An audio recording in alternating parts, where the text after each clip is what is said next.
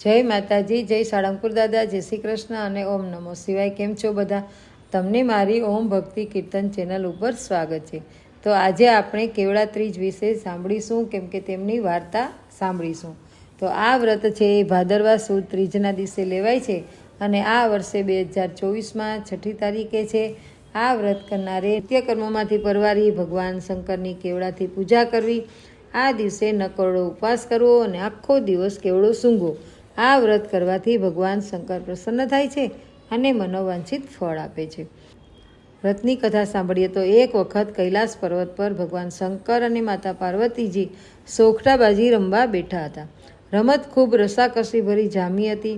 ત્યાં જ વચમાં પાર્વતીને કંઈક યાદ આવતા ભગવાનને પૂછી બેઠા કે સ્વામી, તમને પામવા માટે કયું વ્રત કર્યું હશે તે મને યાદ નથી। તો ભોળાનાથે પાસા ફેંકતા કહ્યું કે હા, મને ખ્યાલ છે। એક વખત નારદજીએ તમારા પિતા હિમાલયની મુલાકાત લીધેલી, ત્યારે નારદજીએ તમારા પિતાજી આગળ મારા ખૂબ જ વખાણ કર્યા હતા। એ સમયે તમે ત્યાં હાજર હતા।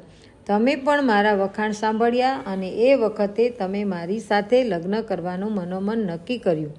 નારદજીએ વખાણ મારા કર્યા, પણ તમારા પિતાનો આગ્રહ એવો હતો કે તમારા લગ્ન વિષ્ણુ સાથે થાય। આથી તમે નારદજી ઉપર ખૂબ જ ગુસ્સે થયા। વધુમાં આગળ જણાવે છે કે ત્યારબાદ તમે તમારી મૂંઝવણ તમારી સખીને કરી। સખી બધી ચિંતા છોડી અને વનમાં ફરવા જવાનો તમારી આગળ પ્રસ્તાવ મૂક્યો, જે તમે માન્ય રાખ્યો। એ પછી તમે વનમાં ફરવા ગયા। ત્યાં એક જગ્યાએ માટીનો ઢગલો પડ્યો હતો। તમે એ માટીના ઢગલા આગળ આવીને બેઠા અને સાથે રમતા રમતા માટીનું એક શિવલિંગ બનાવી લીધું।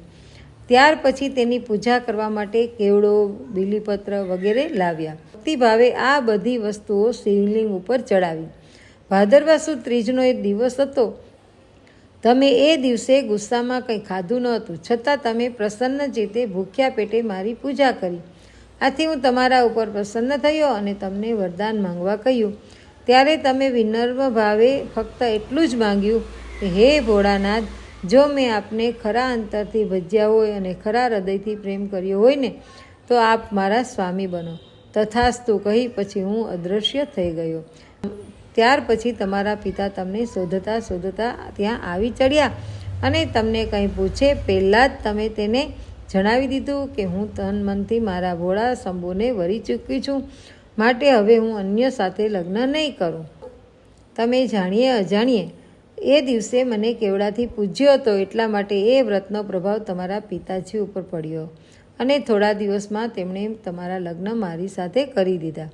ભગવાન ભોળાનાથે આગળ કહ્યું કે મારા શિવલિંગ ઉપર હંમેશા બીલીપત્રો જ ચડતા હતા, પરંતુ તમે જ્યારથી મને કેવડો ચડાવ્યો ને ત્યારથી, એટલે કે ભાદરવા સુદ ત્રીજના દિવસે જે કોઈ મને કેવડો ચડાવે ને તેની શ્રદ્ધા ફળે અને દરેક મનોકામનાઓ પૂર્ણ થાય છે।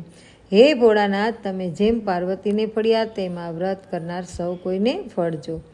જય ભોલેનાથ।